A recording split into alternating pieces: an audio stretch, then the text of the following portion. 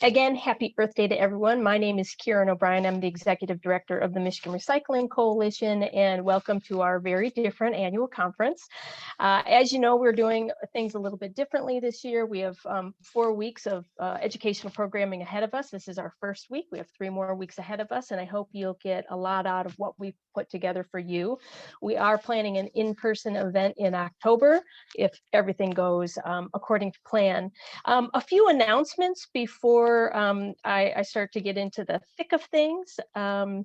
Eagle recently released an RFP for the 2021 Recycling Grant Program. You can find information about that RFP on their recycling webpage under grants. MRC members should have received a ballot for the Board of Directors election, and those results will be shared at the annual meeting on May 12th. I hope you'll join us for that annual meeting and annual report of the Michigan Recycling Coalition. Very exciting today and a very appropriate on Earth Day as well, but we are told that the House of Representatives will be voting on the Part 115 package today. It is not a slam dunk. It's a very big package, and we're working to build understanding. If you have any time today to reach out to your legislator to share your thoughts about this package with them, I encourage you to do that right after this session. They need to hear from you. You can watch the proceedings that I believe begin at 12 noon on the Michigan House of Representatives House TV if you're interested. So if you go back to look at the MRC conference kind of website, you will see that all of these events are being recorded and that those recordings are available hopefully the same day that we do the sessions. And so if you miss sessions and want to see them, please do go back. We put a lot of energy and time into putting these together. Our speakers have been very, very good and share a lot of helpful information. So please check that out. Before we get started today, I'd like to thank our sponsors. Many of these sponsors have been with us for a very long time, and it's their support that allows us to do the great work that we do. So thank you to all of our sponsors. We appreciate you and value the role you play in making recycling, composting, sustainable materials management work in Michigan. So you've done this before. Keep yourself on mute. If you have questions, we hope you have questions, please use the chat box. We'll just track those questions throughout the conversation presentation today, and we'll ask those at the end of the session. We are being recorded today. If you have technical issues, you can chat directly with Help Desk Terry. Look for her in your list of attendees. And a reminder to you that you can choose your view. Although we highlight speakers, you can see the gallery of people, or you can also toggle between the size of your slides and the size of your view of people and speaker by moving that toggle sideways. Hopefully a Zoom trick that you can get to know. Today's session, the case for recycling and your role in it, is I think one of the foundational sessions for this conference. We really see that there's a lot happening in recycling today, with funding in place and significant opportunities there and policy changes on the horizon. We thought it really important to help you, your local decision makers, local governments, really understand not only what the opportunities are, but what the obligations are. If Part 115 passage, and we are actively working to make that so, there will be requirements of you, and we hope to help to build your understanding of that today. Elisa Seltzer is a senior consultant at RRS. She'll be our first speaker today. Elisa created an award-winning program in Emmett County that you're all aware of, I'm sure, and is leading the Next Cycle Michigan effort. Liz Brown, our second speaker, is with the materials. She is the Materials Management Division Director for Eagle. She has a long history in various roles in the department. She took over the SWISAP, the Solid Waste and Sustainability Advisory Panel work for Steve Sliver when he left, and has been leading the department on materials management issues over the past several years. We're lucky to have her with us. Theo Egerman is the Director of Public Works for Washtenaw County. Theo's fairly new in this role, but carries a big bag as the person to follow through on the county's recently updated solid waste plan, including creating a regional recycling authority in Washtenaw County. So he's got a lot to offer. Matt Nod is an associate senior consultant at RRS, and Matt was the first environmental coordinator for the city of Ann Arbor and is a leader in municipal sustainability. Matt was a municipal representative on the SWISAP and is now working with RRS, especially on the Next Cycle project. So without further ado, we'll get started with Elisa.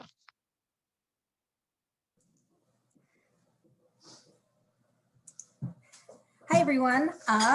Thanks for having me here. It's great to see a lot of familiar names. Next slide. I'm going to be talking about sort of setting the stage for the other speakers. First about RRS. We've been at the forefront of recycling and composting and materials management planning and implementation since 1986. So we've been doing this a long time. Next slide. And we are made up of experts in recycling and composting planning, policy, communications, implementation, as well as corporate sustainability and MRF optimization. We've got over 60 employees in 3 countries, but we are headquartered right here in Michigan in Ann Arbor, and a lot of our staff resides here. So next slide. Why recycling? This is a huge topic. I'm going to barely touch on a number of things today, but I really want to focus on community-based recycling, what the markets look like, why now is a really, really good time for your municipality to start paying attention and getting involved, and why collaborating with neighboring communities is really beneficial. So next slide. Why is recycling important to elected officials? Why should you care? So first of all, your residents and your businesses want it. It will be your most popular program if you design it well and make it happen. Recycling creates new businesses and jobs. It's a huge opportunity for collaboration. And by collaborating with regional services, you will get more comprehensive services and it will cost you less. So great opportunities there. Recycling preserves landfill space. You'll see in a minute, that still matters to people, whether you have one in your community or not. Recycling prevents air and water pollution. It saves energy. I think we all know that. But a huge focus today and for us is that recycling provides the materials for manufacturing. That's what a circular economy is. That's what a supply chain is. The materials literally move from the shelf to the home to the curb, back to a manufacturer to make into new products and packaging. And the really cool, new, important metric is that recycling reduces greenhouse gas emissions, both upstream and downstream. So what motivates Michiganders to recycle? This was a study done in 2019 in Kent County, along with West Michigan Environmental Action Council. But I think it's really reflective of why people are recycling and why it matters. 38% said it's good for the planet and keeps plastics and other materials out of the oceans. Well, that is a sign of how, that's back in 2019, but this whole concern about plastic pollution in our waters has really risen to the top and getting the attention of brands, manufacturers, and others. And there have been a lot of commitments from them that have followed to do a better job in making commitments to use recycled content and recycle. 27% keeps materials out of our landfills. Over 20% say it's good for West Michigan, but I think everyone would agree it helps protect lakes, rivers, and groundwater. 8% recognize it's good for local economy and supports local jobs, keeps community clean, 2% see their neighbors doing it, want to do it too. I actually think that's a bigger factor than people will acknowledge. And even these smaller, fewer people said it, but important, because my waste hauler gave me a bin, right? Like, give them a bin, they'll do it. It's cheaper, morally obligated, recycle out of habit. That's what we want everyone to do. So next slide. Just wanted to touch for a second on the metrics. For so long, we've really been looking at recycling only. It's about volume and value. How much recycling are we capturing, and what are the value of those commodities? And what we've realized is that if materials can be recycled and recovered, we need to do it. We need to figure out a way to make it work. And it can't only be about the value we get, because those fluctuate over time. But the other new lenses that are getting increasing prominence are the equity lens. Like, are we reaching underserved and impacted communities? Are we providing greener, cleaner jobs in areas that have been impacted by pollution? And then looking at all of the greenhouse gas emission benefits that come from recycling, and they're quite significant, and we've been measuring them, and so that's been an exciting change. So one other thing, just sort of like from the elected official perspective, this is another study that it goes a little further back, but it was done in Michigan, and that's that local government officials tend to think that cost matters more to their residents when it comes to recycling than it really does. And so there tends to be this perception like, oh, we can't add that new service. We can't get, carts at every household.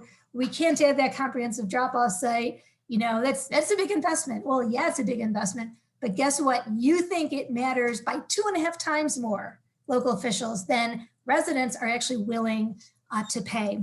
And so even during the pandemic, even when so many people were out of a job, we had recycling millages pass in counties in Michigan over this past year. So I think that's indicative of the fact that people want these services.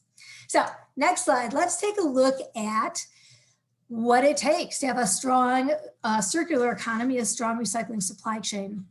We need to make sure that there is collection that is convenient, comprehensive, and cost-effective, both residential and commercial, drop site and curbside. So that's number one. That is collection. That's access, right? How can you get your thing into a bin, into a cart, so it can get where it needs to go? Number two is processing. All those materials have to be prepared so they can go to the end markets, which is number three. We need good quality materials so that those manufacturers can make new things out of them. What's supporting in the background, the other best practices that we need to constantly be improving upon are good public-private funding, and we've got a really cool opportunity in place for that. You'll hear from Matt Nod in a bit. Supporting policies, both at the state and the local level. So no matter if you're here from a township, a city, a county, a region, or the state, supporting policies can really drive both incentivizing recycling and helping fund it. And then engagement and education and outreach is just a constant. We just have to keep doing that. So for those of you that might be new to recycling, next slide, I was told there might be some folks that are just coming into the recycling world to better understand it. We use the acronym MRF all the time. A MRF is a material recovery facility.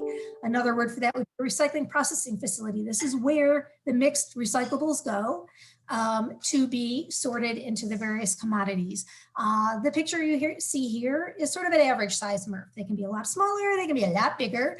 And the photos on the right are bales, and these bales are compacted recyclables. So they can be plastic water bottles, detergent jugs, paper, cardboard, etc. Those bales are big, they weigh about a ton, and they travel by the truckload to the factories in Michigan and beyond to make new products and packaging. So, however, those materials that have been coming into facilities have been changing. And so we call this the evolving ton. Things like newspapers, 10% less than there were a few decades ago. Cardboard is way up, about 8%. More cardboard coming into recycling facilities than there used to be. And this is due to all of the Amazon Prime. The boxes are coming to your door instead of stuff going by the truckload to retail stores. So seeing a lot of that. The other thing is a lot less glass and a lot more different kinds of plastic packaging. So what this has done is make recycling a lot more complicated. Next slide. There have been global market disruptions, and over the past 4 years, lots of changes overseas really impacted us here in the US. Contamination became a much bigger issue, which led to increased processing costs, lower market prices, although that's starting to change, much tighter specifications. And what that's done is when contracts have come up for renegotiation, there's been some shock value there in terms of the increased cost for recycling. There's also been a tighter labor pool, processing and trucking and beyond, that has made it difficult. However, next slide, we've had some great emerging technologies that are really exciting. Robotic sorting, AI image recognition, and even better, the two of those combined are just powerhouses from really helping provide, along with other automation in the MRF, create much cleaner materials, lowers operating costs. It does require capital investment, but it's a much safer work environment and does increase flexibility with tough labor markets to help get really quality materials to market. So that's really positive direction things are moving in. The next slide demonstrates a best practice in recycling, which is called the hub and spoke regional recycling model. So you may hear this term flung about in other sessions, hub and spoke. So that MRF typically will be your hub. It could also be a transfer point. It could also include a comprehensive drop-off center, but that hub is there for all of the various collection communities, access points feeding in. And when a system like this is set up well and intentionally, you're avoiding duplicating infrastructure, recycling costs are shared amongst many communities and reduced, so your cost per ton and per household goes down. And also by creating these hubs with more volume, you get much better terms and pricing with markets. So it also creates the groundwork for those more cost-effective curbside and drop-off models to follow. So what do our MRFs look like in Michigan? Next slide is going to give you a snapshot. So you can see a few blue dots and a whole lot of black. So you can see we've got lots of room for more hubs and spokes in our state. The darker blue are existing MRFs. The smaller the dot, the smaller the amount coming through. They could be anywhere from 2,000 ton per year facilities up to 40,000 tons or more. The lighter dots are the most recent MRFs that have come online in the last year, like Marquette up in the UP, or coming online soon. Emterra's MRF just opened in Lansing in Ingham County, big light blue dot there, and Recycle Ann Arbor's MRF in Washtenaw County is coming online. Combined, these three MRFs are going to add about 100,000 tons per year in capacity. And that is just scratching the surface of what we need. So lots of opportunity here to help grow our markets. I'm going to touch on a minute on drop-off centers. So this is an example of a rural drop-off site to provide convenient recycling. These type of drop-off sites take the same kinds of materials you would be accepted in a curbside bin. But there are lots of materials that can't go in drop sites or curbside bins. So the next slide is just a very small handful of the kinds of things, most of which can be recycled, recovered, reused, but can't go in a recycling bin. In addition to these, things like mattresses, tires, paints, there is a wide slew of materials that we need to capture that we currently don't have a mechanism for. So let's take a snapshot of that. There are very few comprehensive drop-off centers in Michigan. So almost all of these blue dots is what's conceived. This has been mapped out so that 98% of the population of Michigan would be within a half hour to 40 minutes of a comprehensive drop-off center to take this wide range of materials. We need this. This is an area for investment, for communities to collaborate together, because I'll tell you, people, if they know that mattress can be taken apart and all the different parts recycled, if they knew their latex paint could be turned into new latex paint, they'll hold on to it till they could get to that comprehensive drop-off center and take all those various things and make sure they get recycled. So let's take a look at some of our numbers in the state.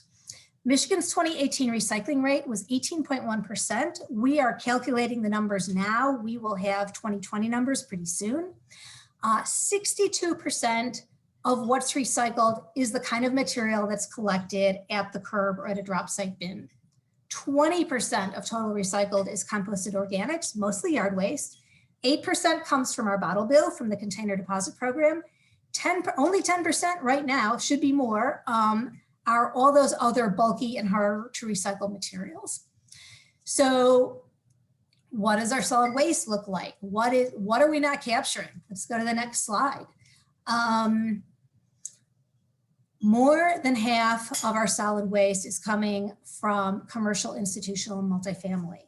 So a lot of our programs at the community level focus on the residential recyclable stream, but this pie chart right here is an indication that we need to capture and focus on and develop those programs and incentives for the other half of the pie.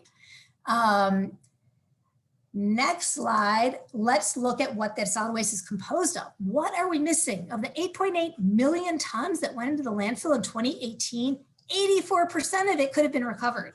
That is just shocking to me. So, well, 26% mixed recyclables, the kind of things that could go in a bin, we're going to a landfill instead. That's an access problem.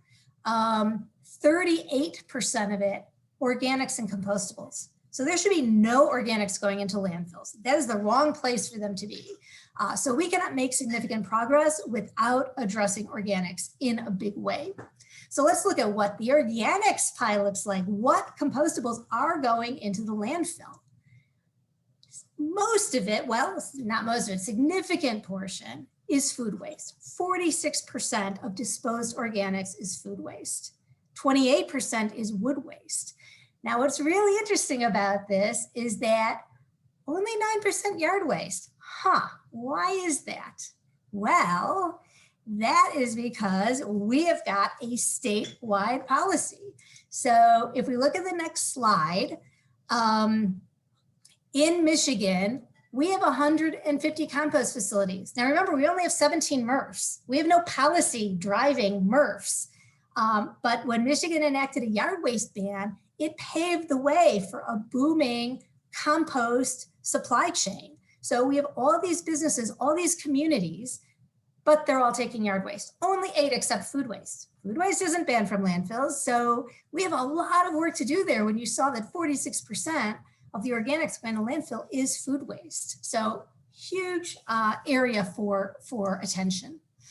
So I brought up the yard waste ban because there are many supporting policies, not only at the state level, but at the local level, at the regional level, that will help create economies of scale.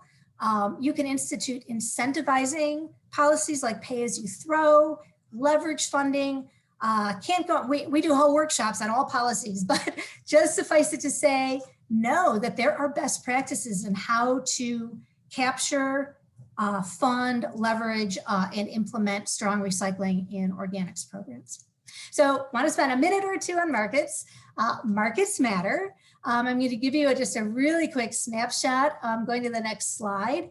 We have really strong end markets for high value plastics to the extent where we have manufacturers in the state that are buying post-consumer plastics from many, many states away to bring them here to make them into new plastic jugs because they cannot get enough because our infrastructure is not well set up for it. So that is a huge message to us that we need to do better. Paper strong, cardboard strong, steel strong. We don't have sufficient end markets for glass, for film plastics, mixed plastics, textiles. Textiles, one of the largest growing waste streams proportionally in the US, need to do better there. wood waste and compost, we need stronger market pull for.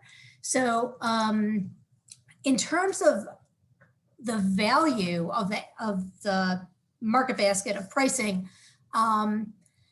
most materials are in the blue. The two things that that jump out when you look at value is what's costing us the most is the contamination, the residuals. When the MRFs ship all their stuff out, what's left over that they could not sell.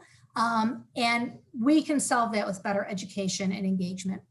The other one that's tough is glass. Glass is a negative revenue, and that's because it's heavy and we've got to ship it a long way, right? We got to ship it out of state to get to an end market. So new local markets in the state are going to make a big difference. Next slide. The really good news is that revenues are climbing.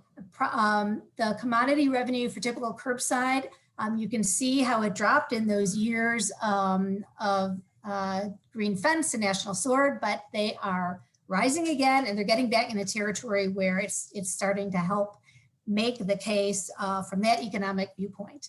But talking about the economics, next slide, as I'm getting closer to wrapping up here, recycling is an economic driver, and it is time to get behind the wheel. There's so many opportunities right now. In Michigan, there are over 2,000 establishments in recycling and reuse, receipts of over $11 billion, total job payroll of over $5 billion. So the total economic benefit in Michigan, over $24 billion. And that's with the Michigan recycling rate at 18%. Think about what we can do when we get closer to our goal. So next slide. Lots of opportunities. And that goes from collaborating to create scale, educating residents, developing purchasing policies. Next slide, because I know I'm running out of time. But what's really exciting about this time right now with, hopefully Part 115 passing and planning coming, but whether it does or not, there's all these funding and accelerating and innovating opportunities out there. There are federal funds, state funds, Next Cycle Michigan. Now is the time to set big goals. You can divert 75% of the material stream. So that is a huge opportunity. Communities are paying money for disposal anyways. Shifting that money to the recovery space, you can make huge economic gains. Adopting best practices, collaborate to scale, recognize the co-benefits of growing jobs, improving equity, benefiting climate, building resilience in your community, and really benefiting your businesses and your economy. Many business leaders are already there, so it's time to catch up. You're going to hear more about all these funding opportunities, but just remember, when you hear about these federal stimulus funds and infrastructure funds, recycling is infrastructure. Your community can help use those funds to really make a difference with recycling. So in closing, just like to say that it's time to start collaborating and learn more. How are recyclables collected in your community? Do you know how they're processed? Do you know where they go, what they're turned into, what businesses are already in the recycling circular economy in the state? And if your current system is not encouraging participation in recovery, if you do not have convenient, comprehensive collection, it's time to start planning. And with that, I'm going to turn it over to Liz. Thank you. Good morning, and thanks, Alyssa. You've done such good groundwork for me that it'll make mine easier for folks to understand. And while this is titled Eagle's Role in the Case for Recycling, really it's geared towards communities and what we have in place to help structure that whole system. So with that, you've heard about Part 115 from Karen earlier today, and they're based on, she mentioned the Solid Waste and Sustainability Advisory Panel. There was also the Governor's Recycling Council that came up with the recommendations that have, after about 5 or 6 years and over 70 stakeholders, transitioned into these House bills that are being taken up in the House today. So just to give you a little idea of why we are where we are today with the statutes and why we're moving them. So, and we really wanted to focus on reuse over disposal. We don't feel the need to create any more landfill space, but we understand that part of that has to do with informing, engaging residents, and that's where our recycling raccoons have been playing a big part, as well as many other efforts. We need a funding model, not only for the department, but for others that we see as being important in making this happen. So, and as Alyssa indicated, we need to grow the markets for the materials. You know, if we do a good job in getting the public to understand what to put in their bins or to drop off and to have it done in a clean way, and we have the material recovery facilities to be able to manage that material, we need to be sure that we have close markets to do that. And then just also looking at, you know, you have to walk the walk yourself. So looking at state facilities as well has been a part of it. So with that, the updates, some of the updates that we can talk about are the switching from the solid waste planning process to a materials management planning process. And that's where we really see the heavy lift from the locals, both at the county level, but also at the more local level than that. We've worked on utilization goals and objectives because it's hard to just have something open-ended. We wanted to give folks something to move towards and to try to attain so that we could have a benchmark for that. For companies, increase their awareness of management options for their materials and techniques they can use to manage them better. And we're bringing materials recovery facilities and anaerobic digesters under our regulatory wing, and we've done a lot of work in bringing the compost regulations and statute requirements up to more current standards and recognizing it as a legitimate business that needs to have some oversight as well. And then we did tweak the landfill requirements because it's been a while since that was done. So some of the benefits next to individuals, obviously, if we are doing a good job with education and access for folks, they'll be more comfortable about what they're putting into the recycling stream, but also able to do it closer to home. And then we're also, with the increased regulatory functions for the facilities that I mentioned, you know, it gives us tools to deal with them so that hopefully they can be addressed, because sometimes the locals don't have many tools to deal with them either. So for businesses, you know, I think Alyssa again did a good job. It just gives them additional options for the material that they've traditionally thought of as a waste, as a resource. If they're looking at zero landfill goals, this will definitely help them reach that. They'll have access to recycled and previously used materials closer to home. More disposal options because we won't have the import-export requirements that we have currently in that regard. And it creates a more level playing field when we have a strong, consistent regulatory program across the different areas that are involved in this process. So, but this is focused more towards local governments, and so gave a whole page for that. You know, it gives the state the ability to deal better with composters and material recovery facilities and digesters that maybe aren't up to snuff, and so therefore they don't have to worry about them as much if there's issues.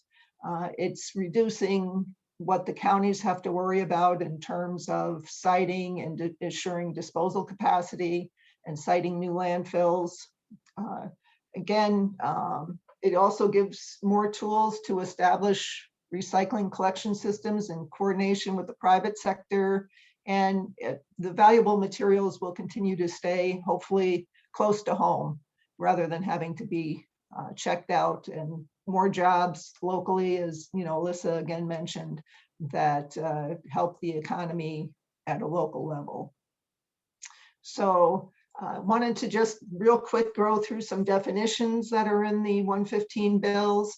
The benchmark recycling standard, that's mostly focused to access for folks, so that again, Alyssa showed some great maps where people have or don't have the opportunity to bring their materials and their compostables and all of that. So the dates unfortunately keep moving out because the statute keeps moving out in terms of when it might get passed. So we have had to tweak the dates, but the idea stays the same, is just starting with the big communities where the opportunities will be easiest and then scaling through to the more rural areas. And outreach and training is also a part of the recycling benchmark standards. Some other things, a lot of these might be familiar to you. I want to hit on this is where people get a little bit confused. We have materials utilization facilities, and those are, again, our composters, our MRFs, and anaerobic digesters. And we also have an innovative tech category, and that's just if somebody has some black box idea, it gives them an opportunity to do a little upscale testing a little easier. These all fall under what we're calling a materials management facility. A materials management facility encompasses both the traditional disposal and transfer and processing facilities we've had, plus these utilization facilities. So it's kind of like an umbrella over all of those. And then we have, for the counties, we have materials management goals. And so that speaks to the recycling rate, the benchmark recycling standards, again, the access for your citizens, and then other utilization and reduction activities that the planning area determines are most applicable for them. So that's going to, the materials management goals are very area specific. We're not saying everybody has to do this. We're saying, look at what you have, what your needs are, and work to determine your goals based on that. So again, the planning right now, as folks know, we're looking at, well, we have to have 10 years of disposal capacity. There's very strict management with import-export requirements. And there's, a little bit about recycling, but it's kind of as a second tier item. And what we're looking to move to is a holistic system, looking at everything we have and what is the best option for each material, and support efforts to keep the materials in commerce. So next. And so, the solid waste management plans, which landfills can we use? What do I need to do if a transfer or processing plant wants to come to our county? Who's supposed to do the work with the plan and all of that? And that's kind of the traditional method. And we're transitioning again, folks, to materials management plans. Next slide. And, that's really changing the conversation that we hope people are having. Where can I do recycling and compost? Do we need more composting facilities? Which materials were diverted last year? Which ones are still a problem going to our landfills? What can I bring to our regional recycling centers? Those are the kinds of questions we're hoping to transition to. And again, what grants are going to be available and apply to the things we want to do?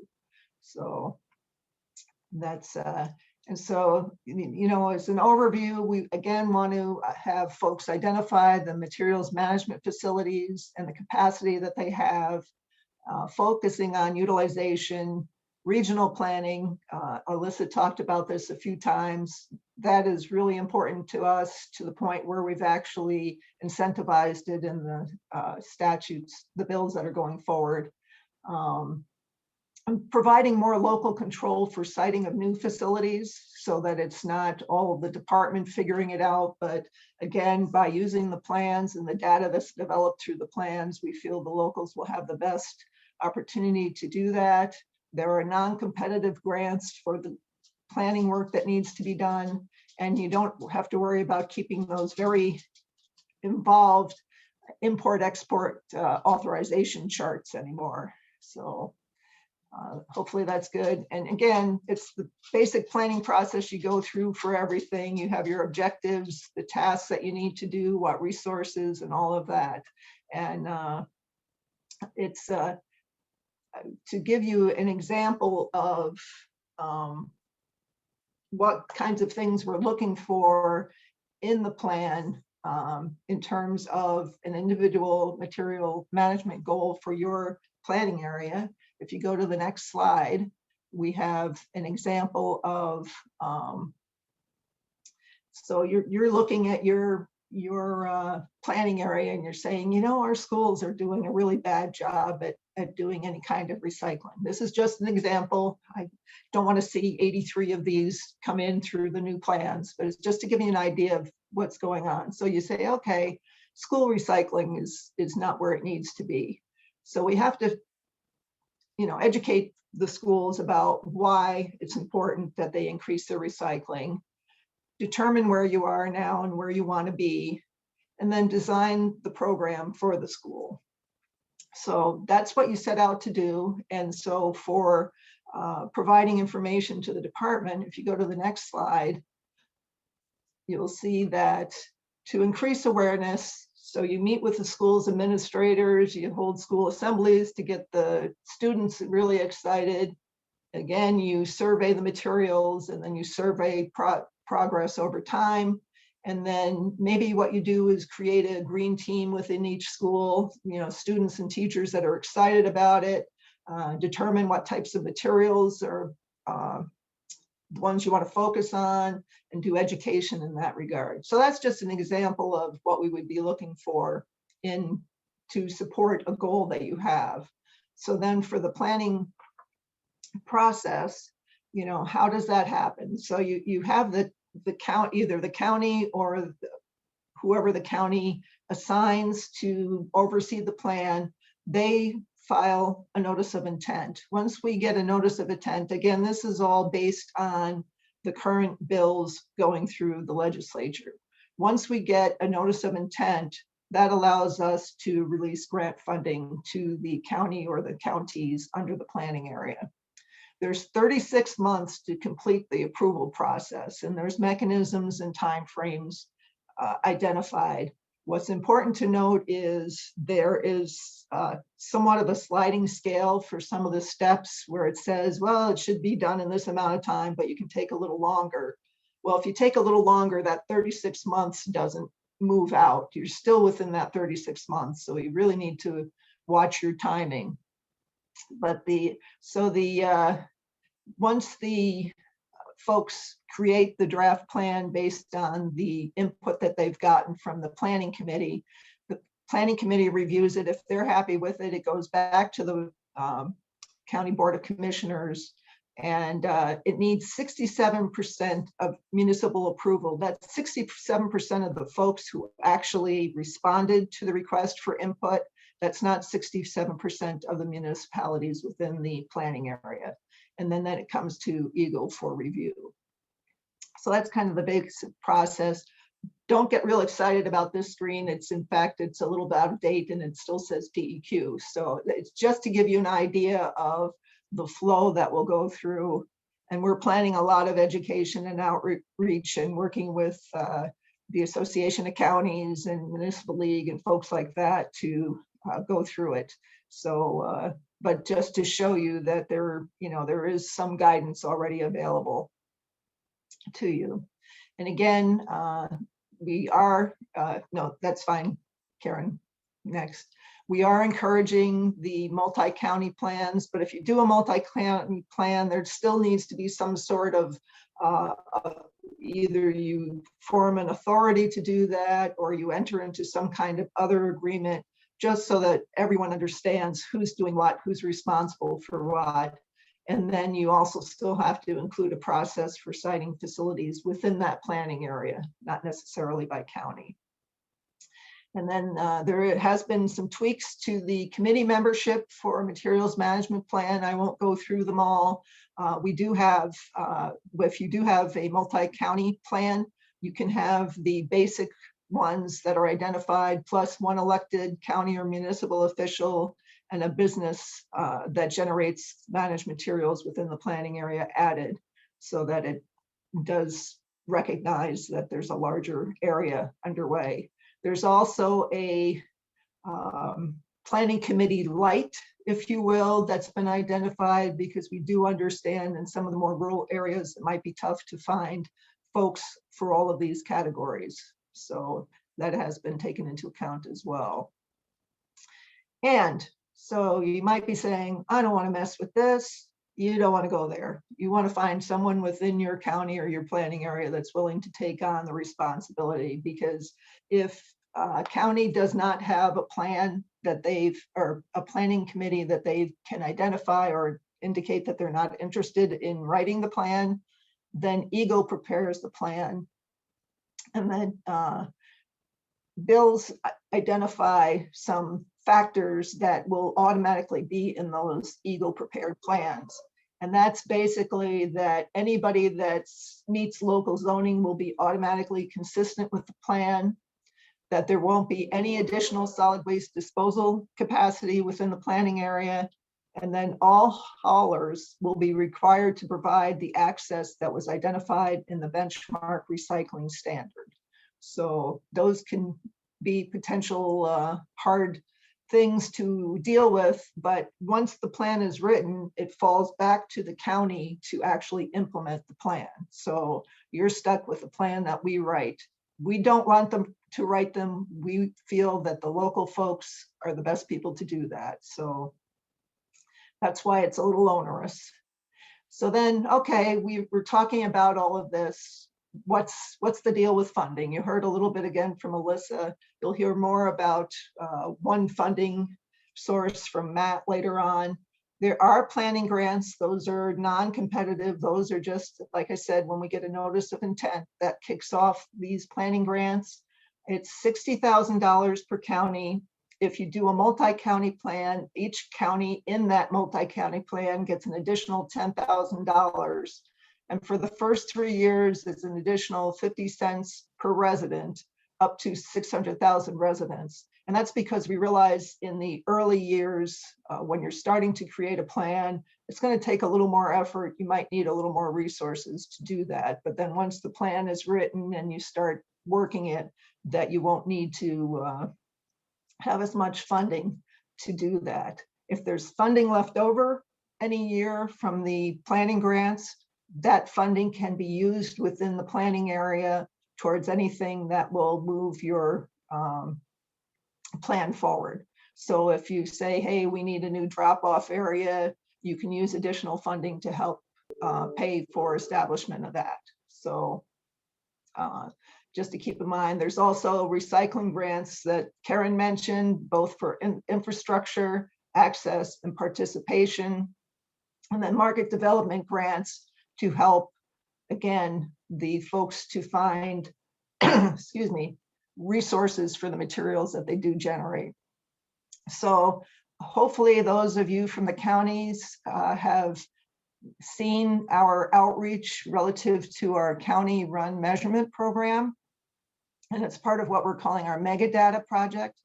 And it's a free program through Retrack Connect, and that we're asking all the counties to join. It's free to join and provide information relative to their county's management activities, solid waste, recycling, composting. And then there are survey forms, depending if you have drop-off collections that are permanent or if you hold special events and things like that. And the information that's provided will help help each county complete their materials management plan, start to see where the holes are, where the opportunities are. So if you haven't done that yet and you're from a county, or if you're interested to see if your county's done it, you can find more information at michigan.gov/Eagle Mega Data. So it's EGLEMEGADATA for all sorts of information regarding that. And we're really encouraging folks to do that. And then just some places for additional information. It's probably easiest to access the ones that are asterisked through our michigan.gov/Eagle homepage versus trying to type in all those numbers. But that's where you can find information. The grants and loans is a general one, but then you can choose the recycling and waste ones from that page. The recycling page, again, is specific to those activities. And then the solid waste and recycling advisors, that's where you'll find information on 115 and where that's going. And with that, thank you for your attention. And I will be turning it over to Theo. Thanks, Liz. I'm Theo Egermont. I'm the Public Works Director at Washtenaw County. I'm going to talk today about updating and leveraging your plan and the case for updating your plan. And there may be not a case to make it to update your plan, since you'll be required to by statute if 115 passes, but some helpful tips and the why we did it, what recommendations come from our plan, and how those plans can enable you to do more and leverage what's within it. So next slide.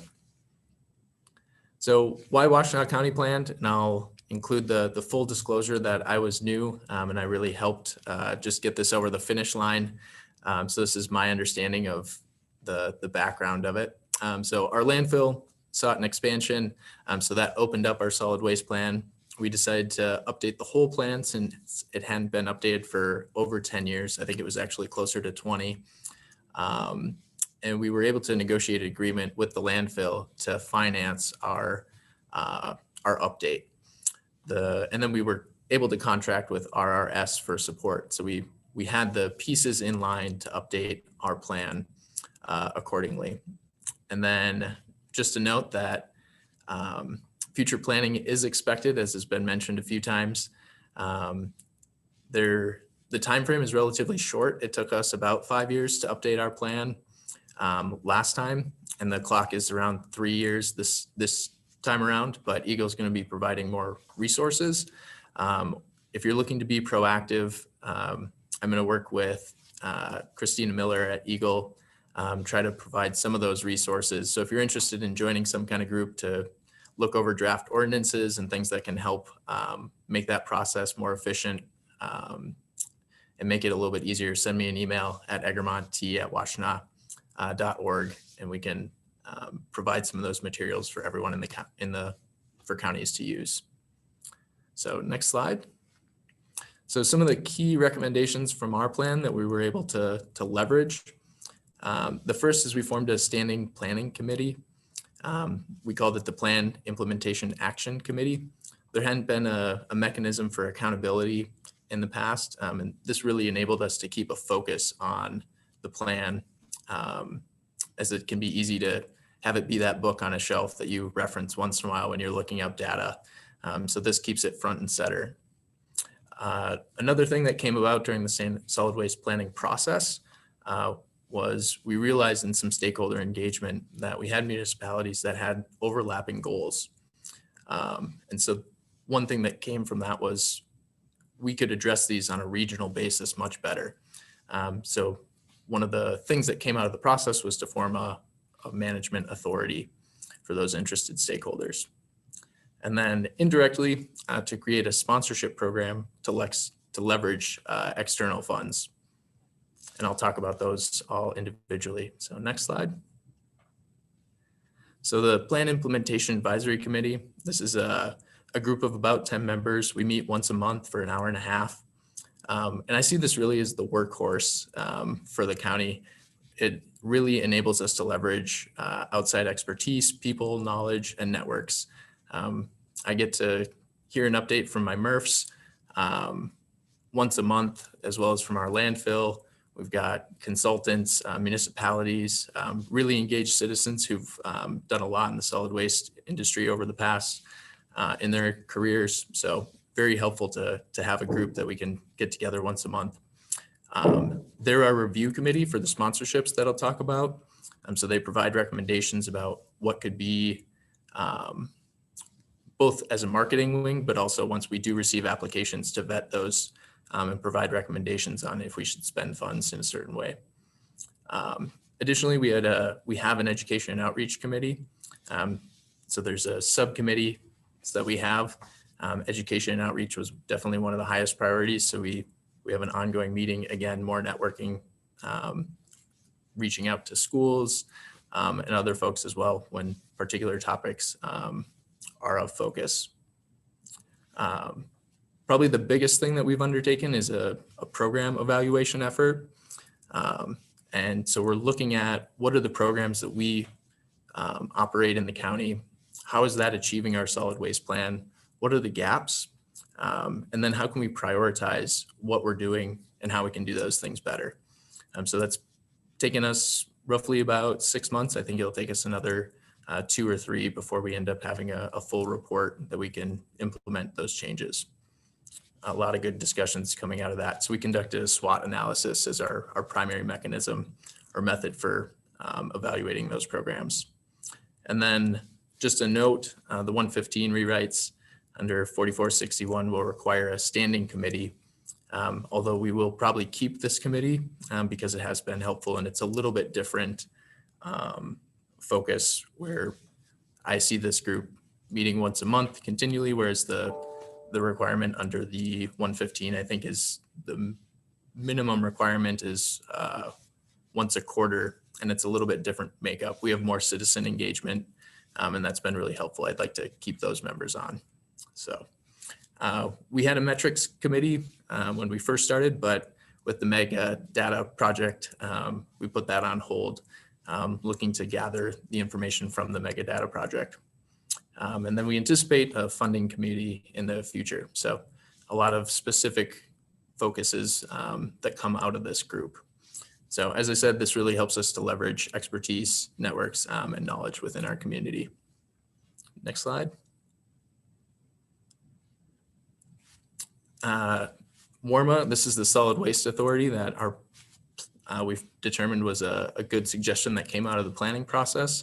So we formed this in September of 2019.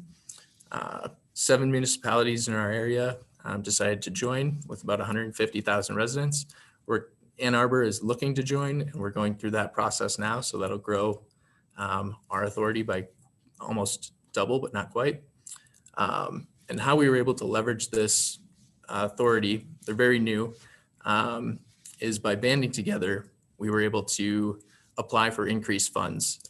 If we would have applied for the Eagle Grant for quality improvement, we probably only would have had 1 community in our county that would have been able to earn that grant or achieve that grant. Because we were a new authority with 150,000 residents looking to all do something together, we're able to get that quality improvement grant. As we were connecting with our MRFs, our material recovery facilities, we were hearing that at their facilities, they were getting contamination rates of up to 30%. So we're definitely looking to reduce that and help to achieve the authority's goals, which line up very well with our solid waste plan goals. Additionally, as the authority was forming, they said there was 3 things that they really had overlapping goals for. The first was education and outreach. So the quality improvement grant through Eagle really hit that on the head. The other 2 were potentially having a MRF, which Ann Arbor moved ahead with on their own, which is great. We're getting that, and we'll work together to see if that's a good option for our communities in WARMA. And then the other was a drop-off to support and monitor drop-off stations. And that's a need that we have. So we've essentially, the county has formed an authority that has very similar goals to achieving the solid waste plan goal. And we've got a lot of buy-in from municipalities, including our board members who often are either directors of public works for the municipalities or a board member. So we've got more communication, and there's a lot of education going on about why these things are important. So we're able to leverage that group to achieve the solid waste plan goals because they line up with the municipality's goals. So next slide. And next up is our sponsorships. So our limiting factor at the county is staff time, but we do have some additional funds because we have a solid host community agreement with our landfill. And as any economist will tell you, incentivize what you want more of. So we established a waste reduction sponsorship, setting aside up to $100,000 annually to match things that line up with our solid waste plan goals. And so the Plan Implementation Advisory Committee serves to review those and evaluate them against our solid waste plan. So we're able to take this money that we have and leverage it to bring in additional Eagle infrastructure funds, often by reaching out to communities or groups who are looking to do something in the solid waste area. And in order to reduce waste And then they'll often apply for infrastructure grants and for our grants to use those as matching funds. And so a couple just examples, Ypsilanti, the city have applied for public spaces in order to put recycling containers in their downtown area and their parks. We were able to provide some supporting funds for that. Same thing with Dexter Public Schools. And then with WARMA, the authority, we provided some matching support in order to leverage the funds that they had, the funds that we have, and then use that to achieve or to get awarded Eagle infrastructure grants, bringing, I think it was $1.6 million last year, and some of those were from the year before. And then it also, aside from other grants, it allows businesses and governments to do things that they're looking to do anyway, but don't always have the funds for. Just this past weekend, a moving company wanted to do a paint collection event in the city of Ann Arbor, and we were able to provide half of their funds in order to fund disposal of their oil-based paints. So again, helping to achieve some of the plans. There was a local library that was looking to collect electronics, and through discussion, we said, oh, that's great. We'd love to support that. We do some of that ourselves. We're going to give you a little bit more money. And they said, oh, great. We can do shredding events because that's a big need in our community. So by doing this and having those conversations, providing a little bit of funding, we're able to achieve some more of the solid waste plan goals.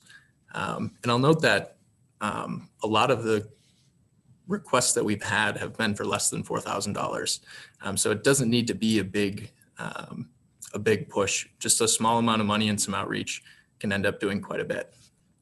And then next, with our sponsorships and through our plan implementation action committee, Matt Nod sits on that, and he also works with RRS. He approached me and said, hey, if we work with Washtenaw County and with Next Cycle, we can create this partnership to provide some funds and award some of these sponsorship dollars to encourage end market development here in Washtenaw County, which of course is going to make our local system much more resilient. We've got decreased transportation costs if we can bring in people who are using recycled materials into the Washtenaw County area. So we're looking to leverage these sponsorships and our partnerships in order to encourage that healthy recycling system. So we got approved through our Board of Public Works to allot $50,000 of those sponsorships directly to Next Cycle applicants who are looking to create and use recycled materials in products. So another great way that we're able to leverage our networks and some funds in order to achieve our solid waste plan goals. So I think that's a good place to turn it over to Matt. So punch above your weight by leveraging your plan. Thanks so much, Theo. And I appreciate everyone's patience. I am going to try and run through a few slides in about 10, maybe a little more minutes, and give you plenty of time for questions. And so I'm here to reinforce this idea that local governments are paying attention to this for a variety of reasons. And one of them is economic, but I'm also going to touch on some of the co-benefits that my colleagues have touched on before. So first, a little video on how you can be an ambassador for Next Cycle Michigan, this new circular economy program from Eagle. Labor income into the state of Michigan. Next Cycle Michigan is creating pathways to help make that happen. We have an exciting opportunity for entrepreneurs, businesses, and organizations to get their recycling and recovery projects powered into action. Accepted teams receive technical support from industry experts to refine their concepts prior to the final pitch session. And that's where you come in. As a Next Cycle Michigan ambassador, you can help us recruit participants, engage funders, and spread the word. Be a part of this unique effort to support local businesses, help the environment, and spark economic development in Michigan. Thank you for being a Next Cycle Michigan ambassador.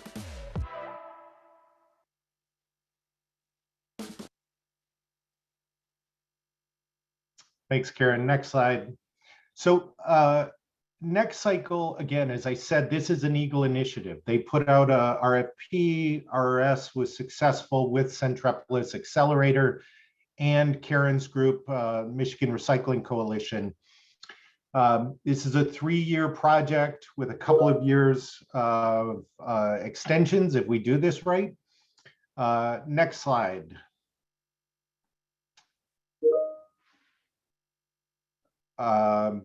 So as Elisa mentioned, a lot of the material that we bury in Michigan could be recycled.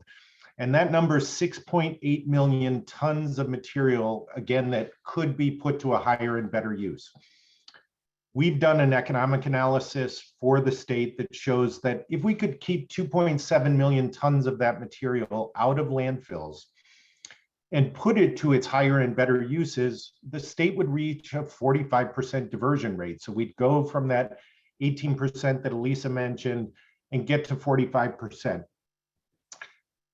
And if we did that, we would add $9 billion of labor income to Michigan's economy, with a total of almost $30 billion in economic output. And that starts to bump into what we see tourism adding to the economy in the state of Michigan. Next slide. And so with that, we would add almost 130 or over 130,000 jobs. So the point here is this is a space we really ought to be paying attention to for economic reasons. Next slide. And Elisa touched on this in her presentation, these kind of 6 pieces that all need to work together to work well. And all of this fits in next cycle. But I'm going to pay particular attention to number 3. We need to build end markets for these materials. And number 6, we need to better align the money we're already spending in this space to build this circular economy in Michigan. And Theo touched on that with, we've got local and regional funds that are being invested in this space. How can we align them and leverage them to maximize the benefit for our businesses, our residents, our local governments? Next slide. And I think, again, Elisa touched on this and we've heard some of this, but we really need to build end markets from some hard to recycle material like textiles. And it's amazing all the good ideas we're already starting to hear. Like, should there be MRFs for clothing that come in a central sorting and it all gets to the right place? Thin film plastic, organics. Big part of what we need to do is pull organics out of the solid waste stream. Landfills aren't great ways of generating methane. Liz talked about anaerobic digesters. And then glass. We need markets for glass.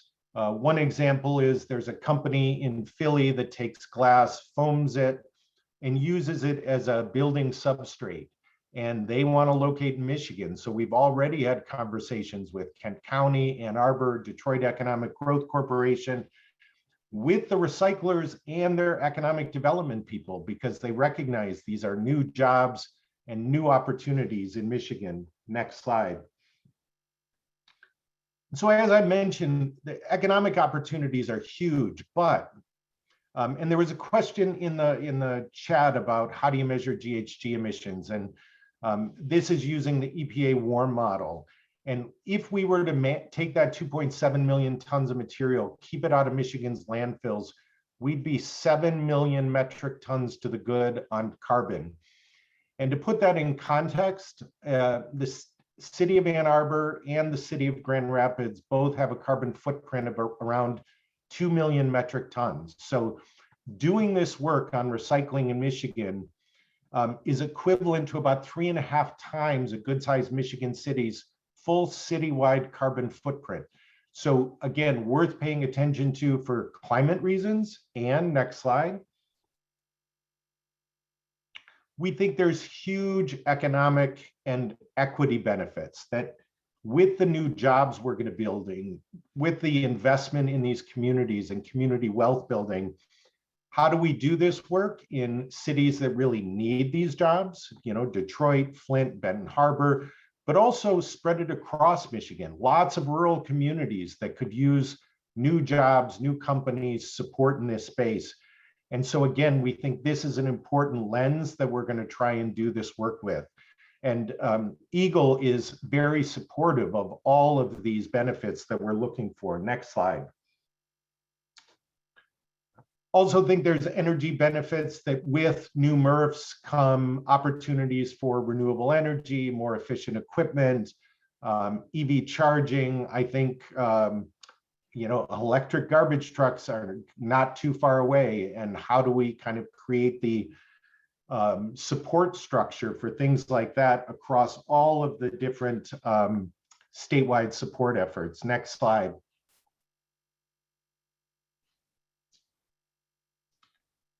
So a couple things we're hearing as we go talk to businesses.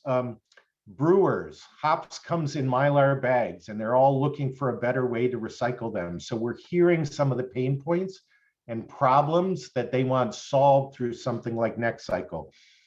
I'm going to talk with you about opportunities for local governments. Most people don't think about local governments and entrepreneurship, but as somebody who spent 17 years at the city of Ann Arbor, I think a ton of innovation is happening at the local level, and lots of opportunities in trying to create that space in NextCycle for innovation with local governments and municipalities. Talking to Western Wayne County about 10 cities working together on building their own MRF, helping small composters, building and growing their business. How do we help the big three office furniture manufacturers? They have shipping issues and they have waste issues that collectively they could work together to solve. Next slide. So we talked a little bit about collaboration, and it turns out the University of Michigan did a survey of all the 1,800 local governments in Michigan, and it turns out your community leadership has already said you want to work together in this recycling space. And a number of you, about a third, are already collaborating in recycling. And a third of you or your communities want to be working together in this space. And so again, I think NextCycle is going to be a place for local governments to come together and solve common solutions kind of at a scale efficiency that we really haven't seen before in the state. Next slide. So NextCycle's about 6 different accelerators or challenge tracks that will support investable solutions in Michigan. And I'm not going to go into a lot of detail, but let's go to the next slide. We've got some pictures for visual learners like me. We've got a track for organics, and that's open right now. If you know composters, people who want to put in anaerobic digesters, investable solutions in that space, NextCycle's open to accepting team applications right now. Elisa talked about microfunding. She put that link in the chat box, $10,000 small grants to boost your programs or your businesses. The lower left is RIT. It's an innovation track, way cool ideas for solving recycling problems. Soon to be open will be recycling supply chain ideas, a roads track. If we're going to spend $3 billion rebuilding our roads, how do we do that with roof shingles, things that augment concrete? Turns out concrete is 9% of the global carbon emissions. And then the last one is I2P3, intergovernmental partnerships. And this is that space where we want to support innovation, collaboration, partnerships with local governments in the private sector. Next slide. So NextCycle's got 3 kind of big areas of funding. So in addition to the $8.5 million in grants that Eagle has out on the street right now, they've allocated funds to support these challenge tracks, these innovation challenges. They've set aside funds to support these small grants, money that businesses and local governments could use right now to support their programs. But also, if you know companies already working in this space in your communities, and they have ideas for, I don't need to build a new company, I just need some grant money to match some of the investment I've already got, or I've got other partners. Eagle has set aside funds to support that. So things like Great Lakes Plastic needing something to make their process better, or Recycle Ann Arbor rebuilding a MRF and needing an optical sorter to better get polypropylene recovery. Next slide. We'll end this quick. I want to highlight, we want you as a partner. We want local governments and businesses and nonprofits all to partner with Next Cycle and help build this circular economy here in Michigan. This is our first set of partners. It's actually 40. I think we just got a new one yesterday. And there's no limit on this. So please reach out to us if you think you're interested.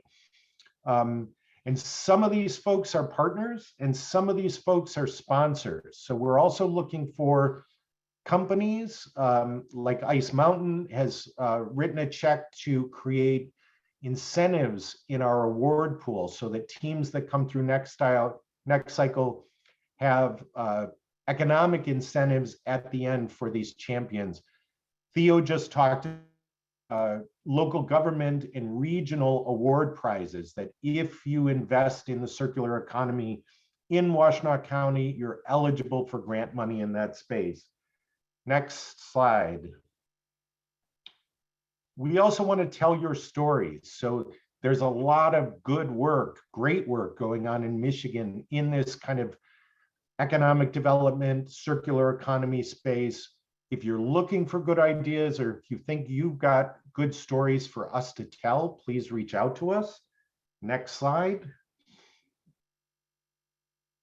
And I'm sure I've missed something in my notes, but I think I'm going to end there because I want to make sure we have enough time for questions. So I appreciate your time and patience and the marvelous lead-in my colleagues gave to me as I kind of moved through this quickly. But lots more on our website and happy to chat with anyone when you have questions. Thanks. Thank you, Matt. Thank you to all the speakers. Really good information here, really important information, I think, for communities. So we'll take a few questions here that have come in as speakers were speaking. One question I have for Liz to start out. Liz, you mentioned the first 3 years of funding for counties at $60,000 per county, plus the $10,000 if there's regional involvement, and then an additional 50 cents per capita. I'm wondering what happens after that first 3 years. Can you explain that funding? Yeah, the $60,000 and then the $10,000 per county for multi-county plans would continue. It's just the per capita 50 cents that would drop off. That's great. So that's right. So then counties get funding for continued planning efforts, but also implementation beyond that, which I think is awesome. Right. Yeah, there's a requirement for to either update or let Eagle know that there isn't an update needed every 5 years. So again, a way to keep it fresh, acknowledge that things are changing all the time. That's great. Thank you. Elisa, there was a question here about where the waste stream percentage information came in from your presentation. Sure. So I did put several links in the chat. So folks can look there, but all of that information came from the 2019 market development report that RRS did for Eagle. It is on their website. It is on the Next Cycle Michigan website on the resource page. And that gap analysis is currently being done right now with 2020 data. So in the next couple months, we will have even more updated information on what are those percentages now, where are the gaps remaining, where are the priorities for us to be putting our energy as a state and looking at our own community. So all of that can be found on the Next Cycle Michigan website, but that report is also on Eagles as well. Great. And I know that we had some questions that were kind of answered as well in the chat, but I wanted to give us an opportunity to comment on those. There was a question about how many compost facilities in Michigan accepted commercially compostable food service packaging. We know we have 8 compost facilities that take food waste. Does anybody have an idea of how many of those facilities actually take compostable food service packaging? So I'll answer. So I'm really interested in sending people to the Next Cycle Michigan website, because honestly, the more you look, the more you'll find. I did put the direct link to, on the resource page, there are maps, and one of the map is of organic waste processing facilities. And you literally can look facility by facility, and if you click on it, it will tell you for that facility what they accept. And so you'll only have to look at 8 of them, the ones that take food waste, to see which ones, but it's very few of those 8. I mean, I know Emmett County is one, they cannot accept that material. I honestly, off the top of my head, I think it's maybe 3, but I don't have the exact number in my head, but I encourage you to look on the website, find it. Yeah, thank you, Elisa. I agree with your 3 number. I think that is the number we have. And I know that all of those facilities are very kind of picky about the commercial compostable food service packaging they choose. Biodegradable doesn't cut it. Generally speaking, they all want to see a BPI certified compostable packaging product. So really important as we move forward there. So there was also a discussion about GHG reporting, and the WARM model is the right way to report that information. But I thought I would try to connect, Liz, what you talked about with the Megadata project. RRS is also working on that Megadata project. Is there any GHG reporting required in Megadata, or will Megadata at all report out on GHG impacts based on the information that they're getting through Megadata? Right, we're not requiring the reporting by the counties for that, but we will have the data that will help us generate that information. Yeah, great. Does anybody have anything to add about that information or that question? And if not, that's just fine. No, just that, the WARM model, and I've just used it as, there's an Excel format that it's pretty easy that it's a way to compare scenarios. So if you currently are putting 10,000 pounds of food waste into the landfill, and then you take 10,000 pounds and you put it as compost, it will tell you what the, EPA estimation method, you just read the output at the end. So it's a pretty, once you kind of figure out where they want you to put the numbers, it's a pretty easy way to do this. Yeah, I would agree with that, Matt. I would also say that, these are all tools that are being fine-tuned on an annual basis as we get better at measuring these impacts. So they're not infallible. No, let me just mention one more thing real quick, that Sure.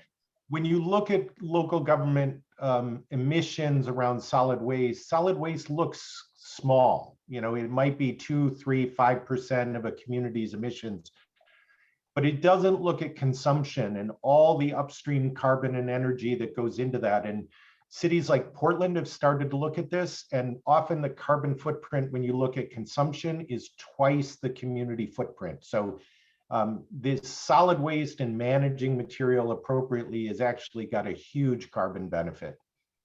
That's an excellent point. And one of the things I'd like to point out here is that the Whitmer administration is really putting a spotlight on climate impacts and trying to bring movement toward solutions. And I think an unfortunate part of that is that they're not really including materials management from, extraction to production, to consumption and disposal. And I think that's really missing from the process. And I think that, you know, this community can help to inform and add, you know, expand that vision for, you know, climate change solutions. There's another question about compost facilities, and that is, how many compost facilities accept material through residential drop-offs? You know, I'll start by saying here that, you know, there are composting facilities across the state. Many local governments provide yard waste composting drop-offs. And so yard waste composting drop-offs, I think you would find them very readily, you know, throughout the state as a way to manage, especially in more rural areas. But food waste drop-off is probably not a big thing, although I would think that those operations that do take food waste would take them. But again, the next cycle tools, education tools would have that information. Anything to add there, Elisa? Nope. Good Nope, job. that's great. Okay. Great. So I think we're going to move forward here. You know, we always have to recognize our sponsors. These are the organizations that help us do the work we're doing. So thank you. But we want to take 2 polls right now. So I'm going to ask Kelly to put up our first poll. And if you would take a quick minute to answer this question, that'd be great.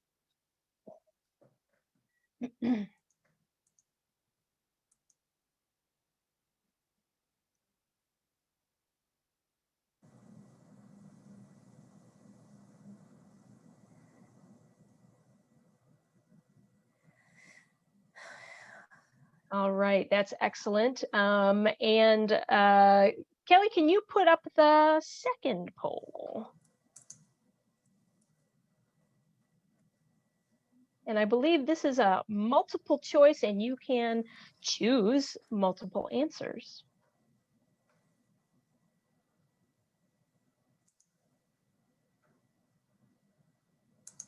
Be sure to scroll down. There's a number of possible answers here.